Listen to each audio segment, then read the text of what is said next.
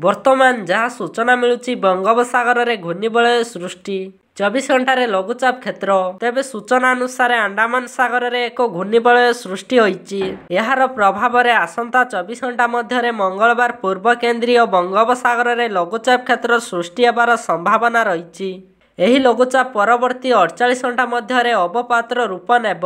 ପରେ ପଶ୍ଚିମ ଓ ଉତ୍ତର ପଶ୍ଚିମ ଦିଗରେ ଗତି କରି ଆହୁରି ଘନୀଭୂତ ହେବ ବୋଲି ପାଣିପାଗ ବିଭାଗ ପକ୍ଷରୁ ସୂଚନା ଦିଆଯାଇଛି। ଲଘୁଚାପ ପ୍ରଭାବରେ 15 ତାରିଖରୁ ଓଡ଼ିଶା ଭିଜିବ। ଦକ୍ଷିଣ ଉପକୂଳ ଓଡ଼ିଶାରେ ପାଗ ମେଘୁଆ ରହିବା ସହ କେତେକ ସ୍ଥାନରେ ହାଲୁକାରୁ ମଧ୍ୟମ ଧରଣର ବର୍ଷା ହେବ।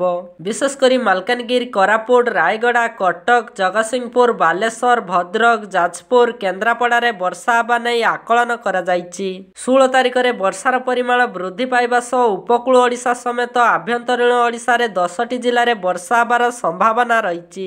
ସେହିପରି 17 ଓ 18 ତାରିଖରେ ସାରା ରାଜ୍ୟରେ ପାଗ ମେଘୁଆ ରହିବ ଓ କେତେକ ସ୍ଥାନରେ ପ୍ରବଳରୁ ଅତି ପ୍ରବଳ ବର୍ଷା ହେବ। ସମ୍ଭାବ୍ୟ ବର୍ଷାକୁ ନଜରରେ ରଖି ପାଣିପାଗ ବିଭାଗ ପକ୍ଷରୁ ଚାଷୀମାନଙ୍କୁ ସତର୍କ ସୂଚନା ଦିଆଯାଇଛି।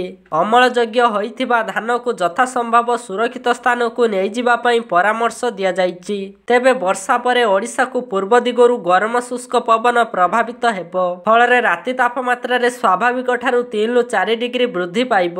ଏବେ ଉତ୍ତର ପଶ୍ଚିମ ଦିଗରୁ ରାଜ୍ୟକୁ ଥଣ୍ଡା ଶୁଷ୍କ ପବନ ପ୍ରଭାବିତ ହେଉଥିବାରୁ ତାପମାତ୍ରା 2ରୁ 3 ଡିଗ୍ରୀ ହ୍ରାସ ପାଉଛି।